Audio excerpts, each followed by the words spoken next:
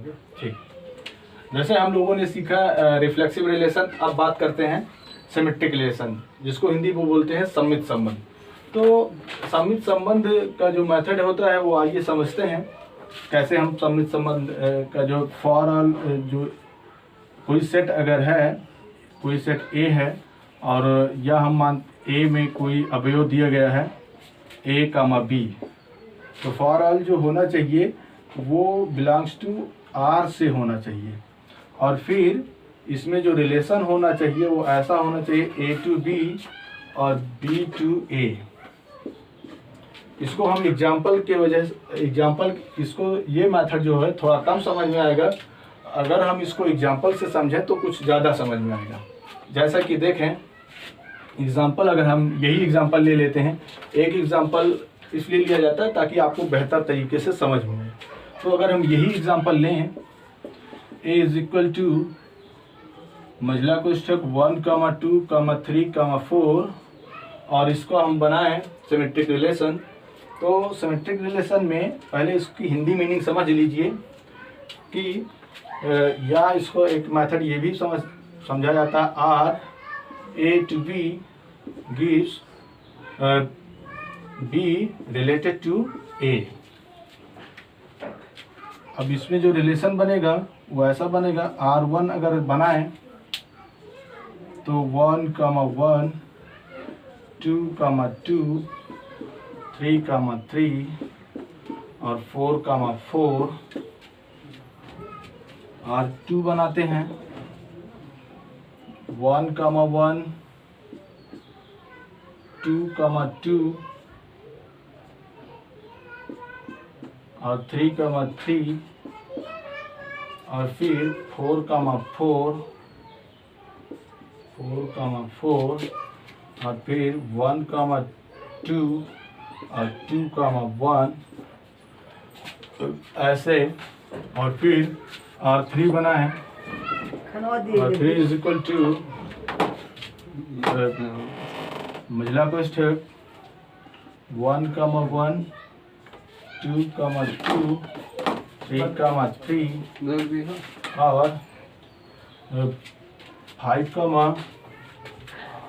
5 नहीं चलेगा, 4, 2 और बस इतना, इसी पे रोकते हैं। अच्छा, अब देखेंगे कि सिमेट्रिक संबंध, अब इसमें देखेंगे इसमें कौन सा सिमेट्रिक रिलेशन है। तो हम पहला देखें, हमको जो हमने रिलेशन जो इसमें समझाया वो क्या समझाया, रिलेशन होना चाहिए A is related to B gives B is related to A। तो देखें ये इसका 1, 1 का 1, 1 जो है इसका रिलेशन इससे, इसका रिलेशन इससे है, 2, 2 ये इसका उल्टा, ये इसका उल्टा, ये तो सेम है। ये आपका जो है आइडेंटिटी रिलेशन भी है, ये आपका जो है आइडेंटिटी रिलेशन है, रिफ्लेक्सिव भी है, ये आइडेंटिटी भी है, रिफ्लेक्सिव भी है और सिमेट्रिक भी है, और सिमेट्रिक, ये तीनों हैं।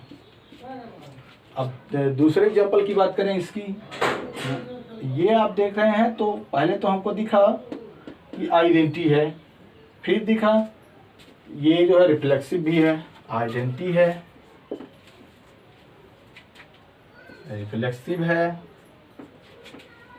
और सिमेट्रिक है कि नहीं। तो सिमेट्रिक की बात करेंगे तो सिमेट्रिक में हमने आपको बताया कि जो है अगर इसकी बात करें तो ये इसका उल्टा, ये इसका उल्टा, ये इसका उल्टा, ये स्वयं का उल्टा, ये भी स्वयं का उल्टा, ये भी स्वयं का उल्टा, ये भी स्वयं का उल्टा, यहाँ से दो रिलेशन बन गए, आइडेंटिटी, रिफ्लेक्सिव। सिमेट्रिक की बात जो करें, सिमेट्रिक में आइडेंटिटी ये नहीं होगा, आइडेंटिटी ये नहीं होगा क्योंकि इसमें एक्स्ट्रा है। एक्स्ट्रा हमने बताया था कि एक्स्ट्रा जो होगा वो आइडेंटिटी नहीं होगा, ये एक्स्ट्रा आ गया, आइडेंटिटी नहीं, रिफ्लेक्सिव है। रिफ्लेक्सिव और सिमेट्रिक, सिमेट्रिक में देखिए ये जो अगर हम बात करें संबंध की, तो अगर ए माने तो ए टू बी फिर बी टू ए हुआ, तो ये आपका सिमेट्रिक भी है। चौथे की बात करें, चौथा हम देखें तो चौथा जो है आइडेंटिटी है ही नहीं है, क्योंकि 4,4 नहीं है, आइडेंटिटी नहीं है। फिर रिफ्लेक्सिव की बात करें तो रिफ्लेक्सिव की अगर बात करें तो रिफ्लेक्सिव जब आइडेंटिटी ही नहीं तो रिफ्लेक्सिव कहाँ बात आ गई, ये भी नहीं। अब बात करें सिमेट्रिक की तो सिमेट्रिक भी नहीं। कारण क्या है, क्योंकि इसमें ये तो उल्टा स्वयं मिल रहे हैं, ये इसका उल्टा, ये इसका स्वयं का उल्टा, ये भी स्वयं का उल्टा, लेकिन ये जो है 4,2, अब 2,4 भी अगर इसमें होता, जैसे 4,2 दिया और इसी में 2,4 भी होता तो ये सिमेट्रिक बन सकता था। बना लेते हैं, लीजिए 2,4 ये हो गया। अब ये जो है आइडेंटिटी तो नहीं है, रिफ्लेक्सिव भी नहीं है, और परंतु सिमेट्रिक है। तो ये बात हुई सिमेट्रिक की। अच्छा, अब आगे चलते हैं।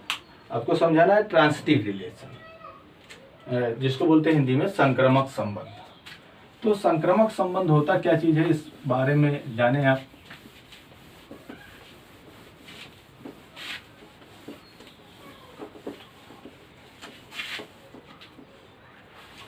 ट्रांसिटिव रिलेशन, देखिए जो हमने आपको समझाया, आइडेंटिटी रिलेशन, रिफ्लेक्सिव समझाया, सम्मित समझाया, आप चल रहे हैं ट्रांसिटिव रिलेशन समझाने की। कोई भी अगर रिलेशन, ऐसा रिलेशन आपको मिले जिसमें 3 रिलेशन हो,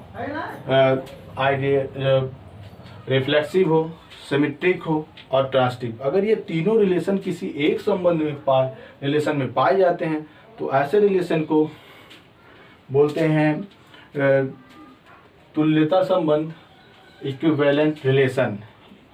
इंग्लिश में इक्विवेलेंट रिलेशन बोलते हैं और हिंदी में तुल्यता संबंध बोलते हैं। तो पहले हम बात करेंगे ट्रांसिटिव रिलेशन होता क्या है।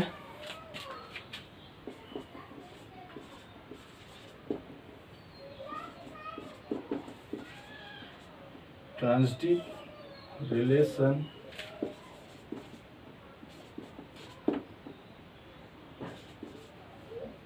ट्रांसिटिव रिलेशन, तो ट्रांसिटिव रिलेशन देखिए, ट्रांसिटिव रिलेशन को ध्यानपूर्वक समझिएगा। ट्रांसिटिव रिलेशन थोड़ा बड़ा है और अच्छे से समझिएगा, क्योंकि बच्चे जो है सिमेट्रिक, रिफ्लेक्सिव, सिमेट्रिक तो समझ जाते हैं और लेकिन ट्रांसिटिव नहीं समझ। आपके चैप्टर में जो इन्हीं तीनों संबंधों का ज़्यादातर बात मिलेगी, रिफ्लेक्सिव, ट्रांसिटिव, रिफ्लेक्सिव, सिमेट्रिक और ट्रांसिटिव की, जिसको हिंदी में बोलते हैं संक्रामक संबंध। संक्रामक संबंध बोलते हैं।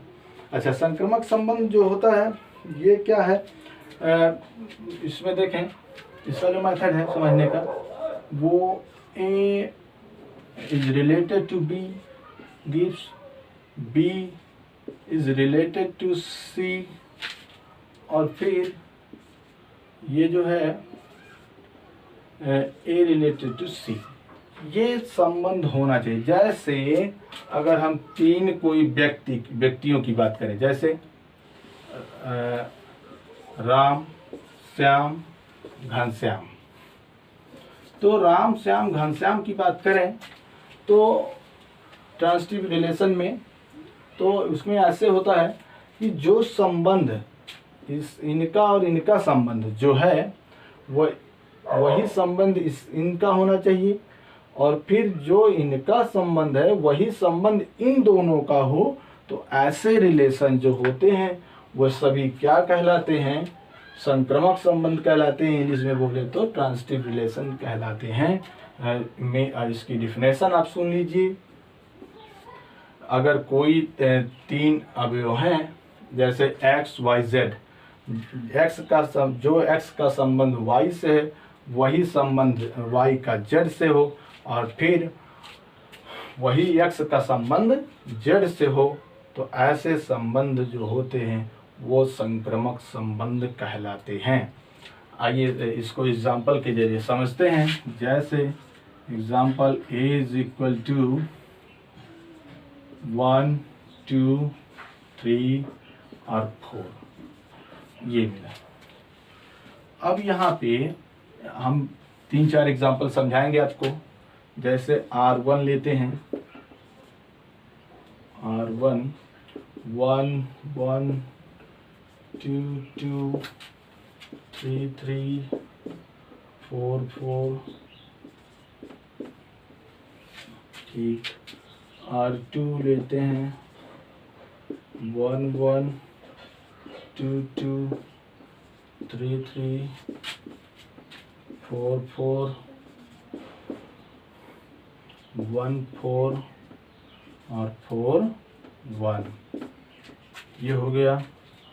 अब R3 की बात करें तो R3 जो है 1 1 2 2 3 3, और यहाँ पे हम बात करें 2 1 और 1 2। अब बात करें जो है इसकी R4 की, तो R4 में हम लिए 1 1 फिर 2 2 और फिर लिए ही नहीं कुछ। R5 देख लीजिए, एक रिलेशन और देख लीजिए। R5 में 1 1 लिए, 2 2 लिए, 3 3 लिए, 4 4 लिए। अब यहाँ पे 3 1 लिए और 1 3 लिए। अब इसको हम समझेंगे इसमें से कौन सा RST समझते हैं। अब हमने देखिए RST 3 रिलेशन का बहुत ज़्यादा महत्व है। RST, R से रिफ्लेक्सिव, सिमेट्रिक, ट्रांसटिव, इन्हीं तीनों संबंधों को आपको समझना है। तो देखें, पहला हम देखते हैं। पहला तो आप देखें तो आइडेंटिटी भी है। जब आइडेंटिटी है तो रिफ्लेक्सिव होगा ही। तो ये आइडेंटिटी है, रिफ्लेक्सिव है। अच्छा, सिमेट्रिक भी है, क्योंकि सिमेट्रिक में हमने पढ़ा था कि A to B, B to A होना चाहिए। तो ये इसका उल्टा, ये इसका उल्टा, ये भी स्वयं का उल्टा, ये भी स्वयं का उल्टा, ये भी स्वयं का उल्टा, तो ये सिमेट्रिक भी है। अब ट्रांसटिव है कि नहीं, बात करेंगे ट्रांसटिव की। तो ट्रांसटिव की जब बात करने चले तो ट्रांसटिव में रूल हमने देखा कि A is related to B gives B is related to C, और जो तीसरा होना चाहिए वो A is related to C होना चाहिए। देखिए, इसको ध्यानपूर्वक समझिएगा। यही आपका जो संक्रमक संबंध है, यही सबसे ज़्यादा टफ है समझने में। और अगर ध्यानपूर्वक आप समझेंगे तो कोई टफ नहीं है, आपको ध्यानपूर्वक अच्छे से समझ में आएगा। तो देखें, अब यहाँ पे हम चले ढूंढने ट्रांसटिव संबंध। 1, 1 लिए तो A जो हो गया हमारे पास 1 हो गया और B 1 हो गया। तो 1 दूसरा ढूंढने चले, कहीं मिला, दूसरा नहीं मिला, तो इसको बोल दिए ट्रांसटिव है। ऐसे इसमें चले ढूंढ। ट्रांसटिव रिलेशन होने के लिए 2 शर्तों का होना अति आवश्यक है। ट्रांसटिव रिलेशन के लिए जैसे 2 शर्तें क्या हैं आप समझें। ये जो हमने समझाया RAB gives RB to C, और फिर हमने समझाया आपको A to C, ये जो समझाया ये शर्त होना अति आवश्यक है। मतलब कि अगर हम देखें, अच्छा इसमें जो है क्या क्या हो तब ट्रांसटिव होगा, क्या हो तब ट्रांसटिव नहीं होगा। जैसे अगर A का संबंध B से हो, ये शर्त मिले, ये शर्त मिली, 2 अगर मिले, तीसरा ना मिले तो ट्रांसटिव नहीं होगा। फिर से सुनिए, 2 शर्त मिले, ये मिले, ये मिले, ये ना मिले, तब ट्रांसटिव नहीं होगा। तो कब होगा ट्रांसटिव? तो इस बात को देखें, ये मिले, ये मिले, ये भी मिले, तब ट्रांसटिव होगा। और कभी भी अगर ये मिले ये ना मिले तो इसकी हम चर्चा ही नहीं करेंगे, तीसरे वाले की बोल देंगे ट्रांसिटिव है। तो कब नहीं होगा? जब ये मिले ये ना मिले, तब बोल देंगे कि ट्रांसिटिव